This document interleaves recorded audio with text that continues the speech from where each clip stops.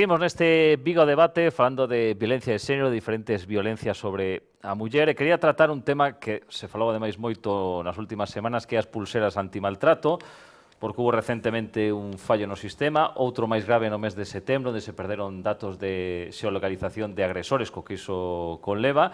Así que vos quería preguntar sobre este método, que opiñades, bo método, que está pasando estos fallos, se poden correxir para que non aconteza máis no futuro.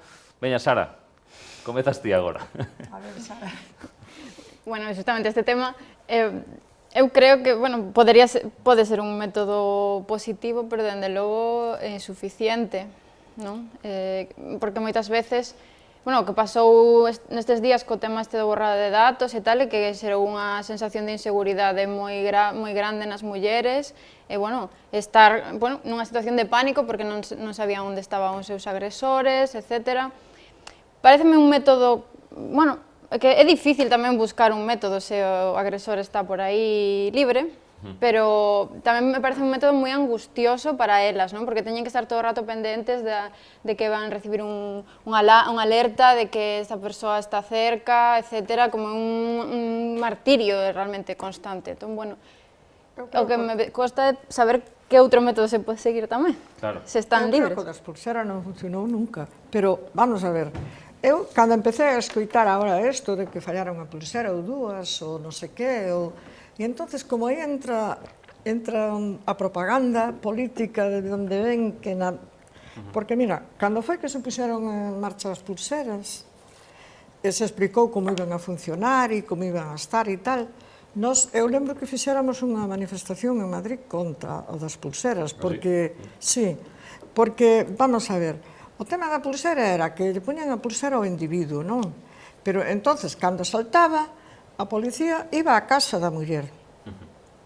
Entonces, había tipos que se asaltaban tanto que a muller tiña sempre a policía á porta. Entonces, había mulleres que non querían que... E despois había outra cousa. Nós tuvemos, bueno, é de coña, tuvemos algún caso de muller que lle puxeron a pulsera, bueno, a orden de afastamento 300 metros, imagina.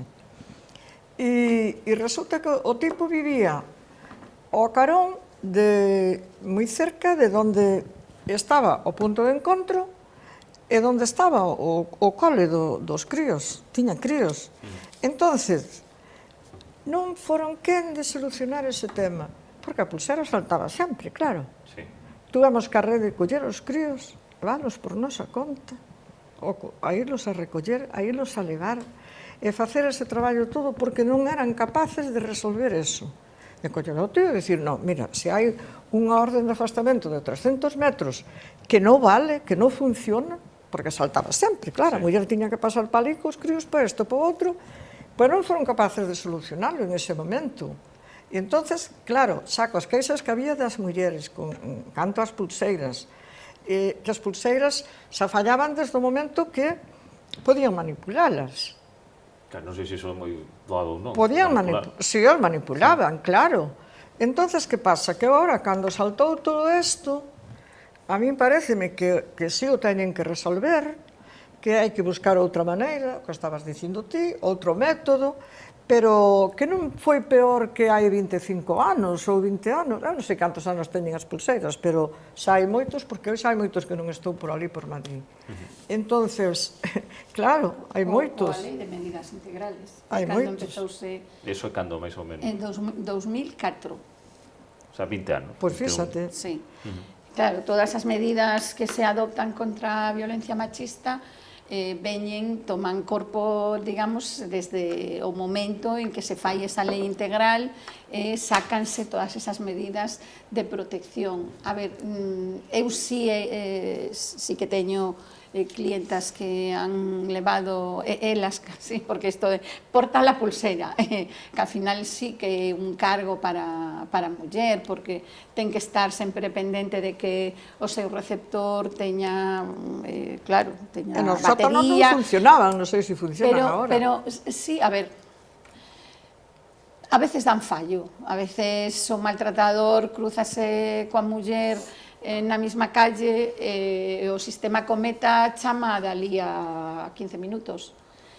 Sí, e con todo e con eso, A ver, eu penso que é peor, digamos, é un mal, técnicamente deberían mellorar, porque obviamente non enteño que non é tan difícil. Eu penso que non, penso que en determinados casos, a pesar de que as mulleres, eu sei, o sea, ao largo dos meus anos, tuve 2 mulleres solamente que estaban protegidas co sistema da pulsera. Realmente, claro que elas se queixaban de que sáltame ás 4 da mañán porque el pasa pola miña... Claro, pero a outra opción era moitísimo peor. Ter totalmente desprotexida esa muller era moitísimo peor. No caso segundo, no máis recente que teño, bueno, foi unha situación bastante, con unha violencia bastante seria en relación á muller, corría riesgo a súa vida de forma real, digamos. Tantas veces fomos ao xuzgado de violencia con quebrantamentos, con unha pulseira que fallaba, o señor que sacaba a pulseira, bueno, 20.000 situacións que finalmente a solución foi pedirlle a Suiza de Violencia que lle pusese este señor unha orden de prohibición de entrada na cidade de Vigo. A Suiza, claro, a Suiza, en este caso, denegouma, pero recurrín a audiencia provincial e de unha razón. Entón este hombre deixou de vivir na cidade de Vigo. Bueno, chéganse. Santo remedio. Acabouse. Eu creo que estamos olvidando que sí que hai métodos que é dotar de factor humano, como poden ser as casas de acollida, dotar de recursos psicosociais, de persoas que acompañen verdadeiramente a estas mulleres, é dicir, deixar todo nunha ferramenta tecnolóxica. Bueno, hai casos onde é unha ferramenta útil, é verdade, pero consideramos que pode mellorar moito este sistema. É que as mulleres normalmente non queren casa de acollida, ten que ser unha situación extrema no que a muller decida, porque non ten outra, ir a un centro de emerxencia para víctimas de violencia. Pero nestas cidades son insuficientes. É que tampouco non hai. Eu si non digo que sean suficientes ou non, pero quero decir, normalmente as víctimas de violencia, polo menos, a ver, as que eu trato, digamos, de forma habitual nesta cidade de Vigo, é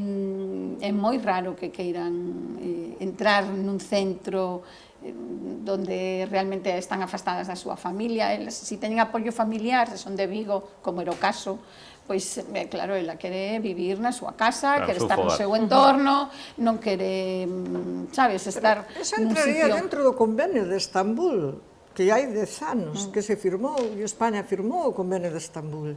E entonces, dentro dese convenio que se firmou aí, entraba toda a protección ás mulleres, recursos para vivir ela e os seus fillos, entraban domicilio, entraba en ese convenio de Estambul. Se o colledes, España non cumpleu apenas nada. Bueno, e outros países non cumplirían nada, eu falo do noso, non?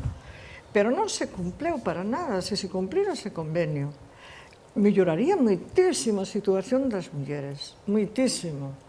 Pero claro, que pasa? Saca unha lei, e ao fin empezas a ter a cabeza como que, porque se colles este convenio e se cumplira unha parte e entonces as persoas que estamos pola labor reivindicábamos que se cumplira ese convenio, non se fala del xa, e hai 10 anos, xa non se fala del.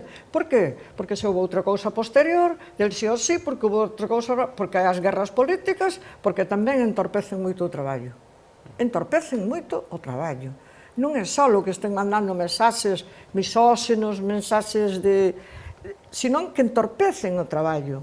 Porque ti colles e dis, bueno, pois agora ímonos a xuntar todas e ímos a facer que isto do convenio de Estambul, que non se cumpleu para nada, que se cumpla esta parte, pero xa están alucinados. Pero creo que eso é como todo, non? O sea, según o feminismo vai avanzando e vai tendo, pois, eso, melloras, o machismo e o patriarcado vai buscando as novas estrategias e novas maneiras de colar os mesmos mensaxes de sempre, non?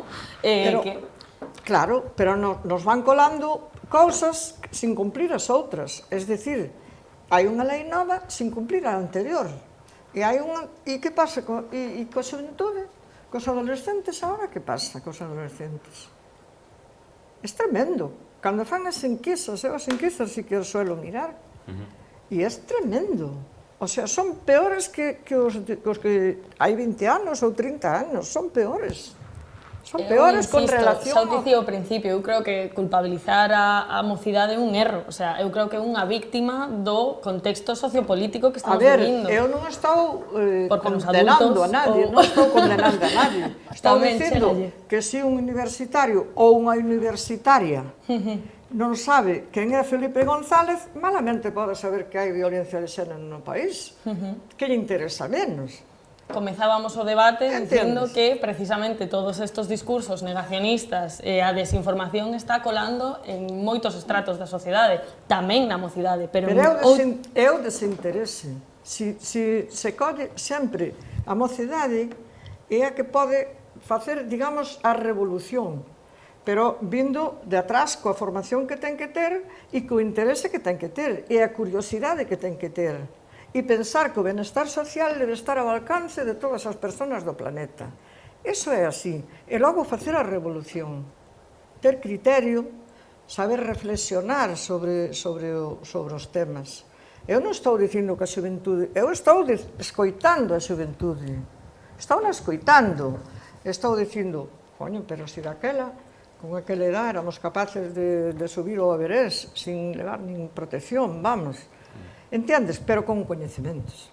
Con coñecementos. Vamos a seguir avanzando porque, repasando as diferentes programacións polo 25N que fan os concellos, por exemplo, a de Vigo, se fala moito isto da mercantilización do corpo da muller. Xa que estamos tamén ahora abrindo o tema da mocidade, hai unha plataforma que se chama OnlyFans, por exemplo, hai un estudo recente do impacto da tecnoloxía entre a mocidade promovida por UNICEF, no que di o investigador Antonio Rial, que hai mozas de cuarto da ESO en OnlyFans como forma de gañar diñeiro dunha maneira fácil. E a ver, como aquí temos dúas persoas que están moito no ámbito educativo, Sara, ti como ves este problema? Porque parece que isto, ao mellor unha realidade que moita xente descoñece, pero aquí vemos mulleres menores de idade que isto ilegal, supoño, ademais. Sí, desde logo. Bueno, eu que creo que pasa co tema da mercantilización, separaría un pouco a mensaxe que reciben as mulleres e os homes, empezando polas mulleres.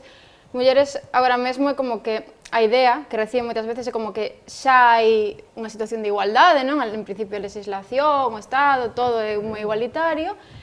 Entón, venden mensaxes como cada una hace con su cuerpo lo que quiere, mientras sea consentido. Todas esas mensaxes están meténdose na cabeza, non? Sí. Que hai de fondo, non? Por que teñen a vontade de facer iso? Hai algo que se este levando a eso? Simplemente que elas así de nacemento deciden meterse en OnlyFans, sexualizarse, ou é que hai un montón de información detrás? Ata que punto están facendo o que queren co seu corpo ou están sendo educadas para facer eso? É todo é un bombardeo, non? O empoderamento, a idea de empoderamento na muller que implica sexualizarse, ser un obxecto de consumo, sei, por exemplo, nas cantantes. Que rasgos ten que ter unha muller para ser unha cantante superfamosa? Pois a maioría están supersexualizadas, non? Son un obxecto de consumo, sen embargo, os homes, bueno, é que de feito non evolucionamos nada, se ves videoclips, os homes van vestidos de pés a cabeza e as mulleres van en bragas, esa mensaxe como un run constante. Entón, que aprenden as mulleres? Como podo ser famosa? Como podo ter valor? Como podo chamar a atención da xente? Estudando, tendo unha carreira, sendo boísima como enxeñeira? Non. Sexualizándome consigo máis atención. Sí. Es que, por exemplo, xa que estás comentando, perdón que te interrumpa, en medios de comunicación sae moito a noticia. Esta muller en OnlyFans gaña máis que un futbolista, ou gaña máis que un actor de cine. Eso estás promovendo que caigas aí tamén. Esos son cebos, claro. Cebos para meter as mulleres nese mercado.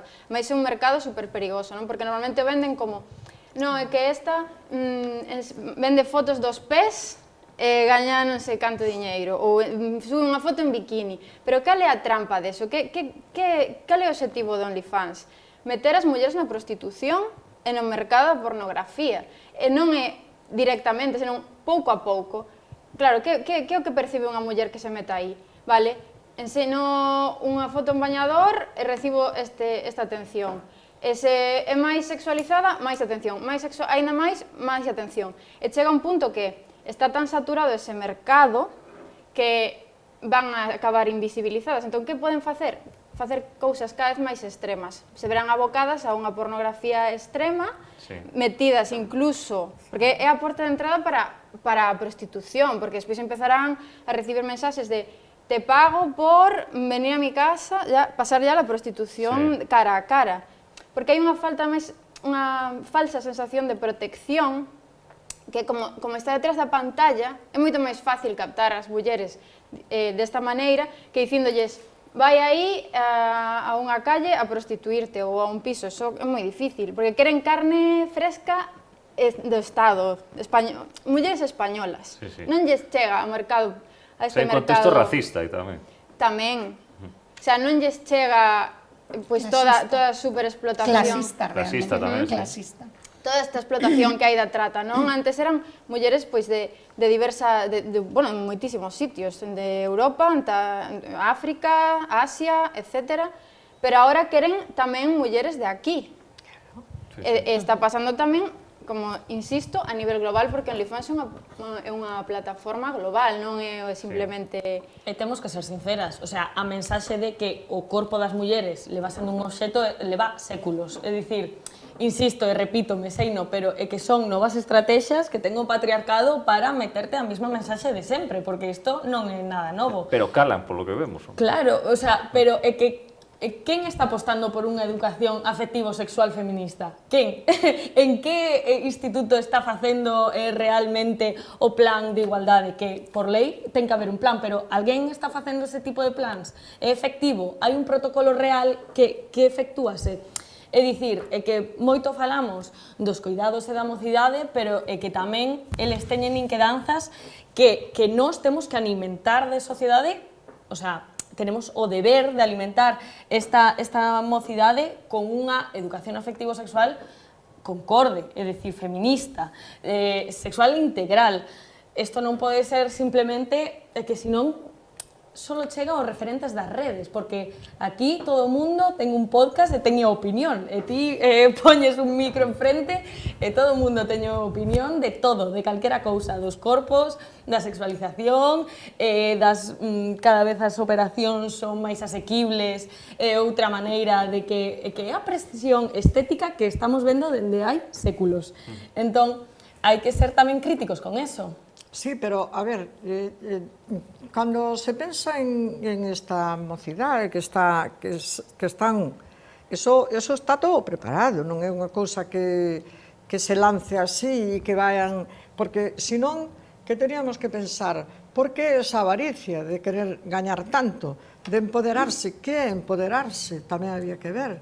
E había que ver que formación lle ven desde nena a esa muller, da súa propia familia, da súa propia casa, porque eu non creo que todo isto que está pasando sexa nas redes sociales ou sexa porque as compañías son malas, o que se veu dicindo sempre, porque se crean na rúa, porque están na rúa, porque non sei que. Isto ten que ter unha base,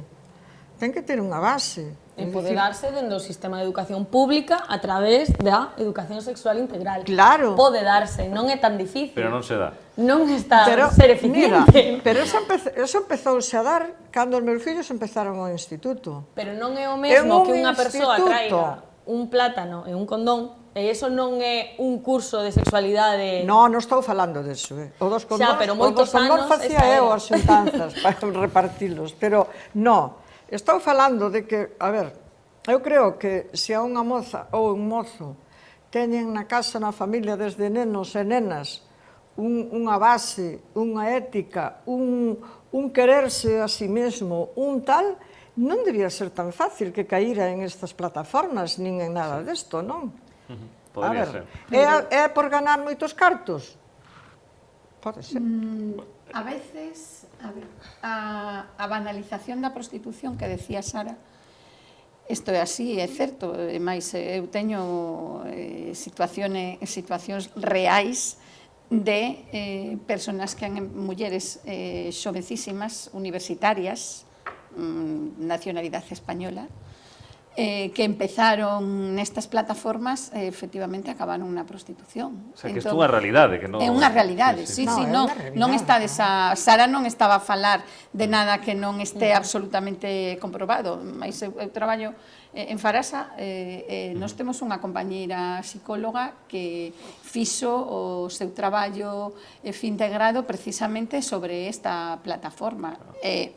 Nos recibimos, pois, non vou dicir que moitas mulleres, pero mulleres que han pasado por esta situación, de banalizar esta situación, de decir, pois eu anunciome aquí, vendo isto, contáctame non sei quen que quere que vaya a súa casa a cenar por un bolso de 10.000, de aí a contactarme un proxeneta que me di donde teño que recibir a un cliente, pois tal hotel a tal hora.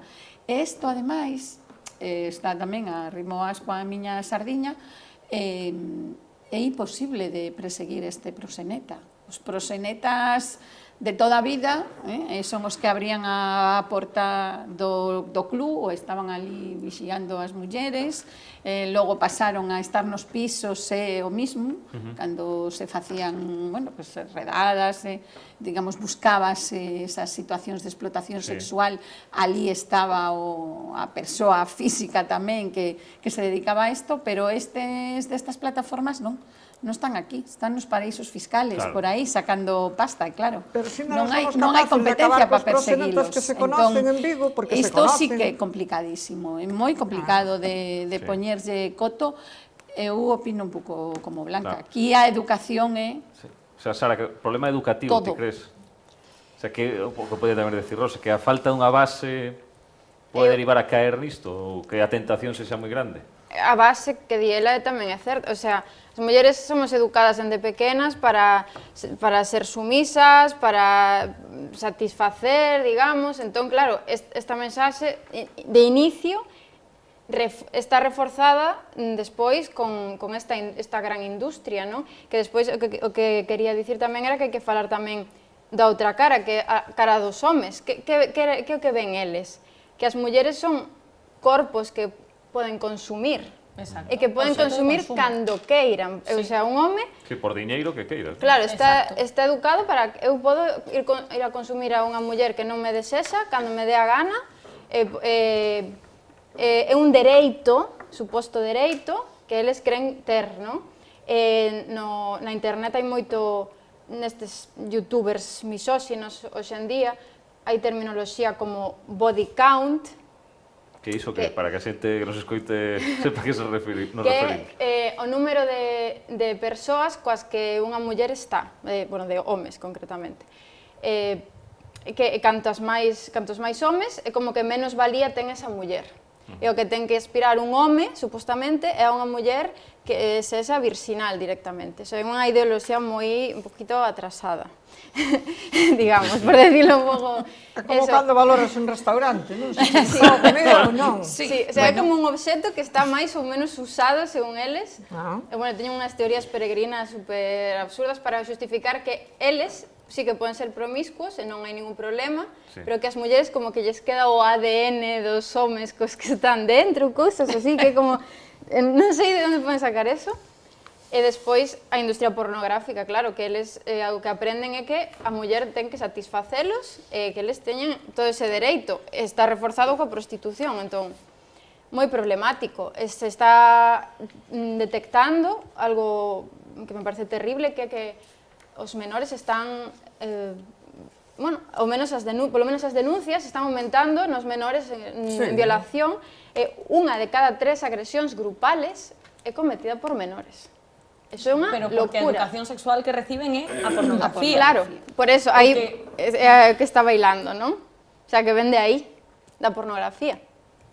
E que son máis violentas. Todos estes discursos de macho alfa que poden, da manosfera que hai polas redes sociais, que, insisto, son discursos antigos, totalmente antigos, de que o home sempre ten que ter desexo, pero que, insisto, a educación sexual non pode ser solamente falar de prevención do embarazo e de prevención das ETS, hai que falar de consentimento, hai que falar do desexo, de que é o desexo, de onde ven, se é construído, se non é construído, tamén falar do placer, porque a sexualidade non é só medo, e que estamos esquecendo unha parte de todo, e que considero que a sexualidade acompáñanos durante toda a vida e parece que só podemos falar da sexualidade nos homes porque eles teñen desexo todo o rato e poden querer todo o tempo, e nós non, nós estamos remitidas a un mito da virxinidade, que é un mito, que non hai ningún tipo de evidencia biolóxica en nada diso.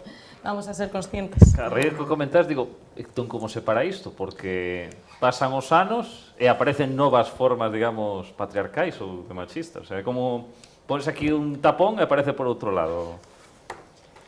É porque non se fai nada por isto. O sea, A ver, ao mellor que hai unha industria proxenetas, económica tamén, conócense Aí está, mesmo na cidade. E porque esos proxenetas andan tan libres e teñen pisos e non podes facer nada. Eu non podo facer nada. Eu creo Sí que poden facer, pero eu en ese tema eu que me repateo a mí, mira, eu a semana pasada, creo que foi, ás 12 da noite me chama un tipo para que me mande unha muller a un hotel. Chamoume a mí. Pero ti, por qué? Bueno, chamoume. Eu, bueno, xa... Pero vai e volveu a repetir outra vez. E podemos ver que era un hotel en Sanxenxo, que había un tipo que viñera de turista para aí e estaba pedíndolle a alguén unha moza e chamábame a min. Isto é o que se dice, isto é o que contaba eu, e é así. Sí, sí. É así, literalmente así. Chega ao hotel o tipo ás 12 da noite e quero unha mujer.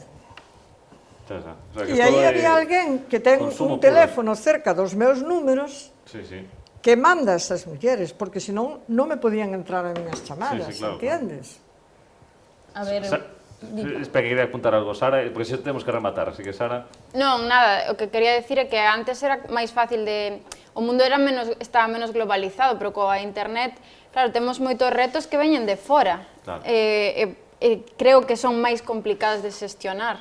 Entón, bueno, me costa saber tamén dar unha idea, non? Xa temos, digamos, moi boa legislación, a nivel social estamos máis concienciados. Eu creo que, sí, a vía educativa, desde o meu punto de vista, creo que é a mellor opción agora mesmo. Bueno, Eu tamén o penso, eu apoio neso. Blanca. A Sara, evidentemente. Eu creo que sí. É que se non, que Claro, nos que queda? nos queda. Claro. É que ademais a mocidade ten inquedanzas e hai que estar aí para escoitala. Eu creo que, sinceramente, hai que acompañala, as mocidades, a nenos, a nenas, teñen inquedanzas, teñen espírito crítico, queren reflexionar sobre o aprendido, e faltan persoas que estean no seu carón formadas, evidentemente, en educación afectivo-sexual feminista e podan acompañalas dunha maneira con criterio. Eu vexo todas as semanas e teño esa prazer de compartir con eles, coas nenas e cos nenos, no Comando Igualdade, así que, bueno, hai esperanza, hai luz, hai que alimentala tamén.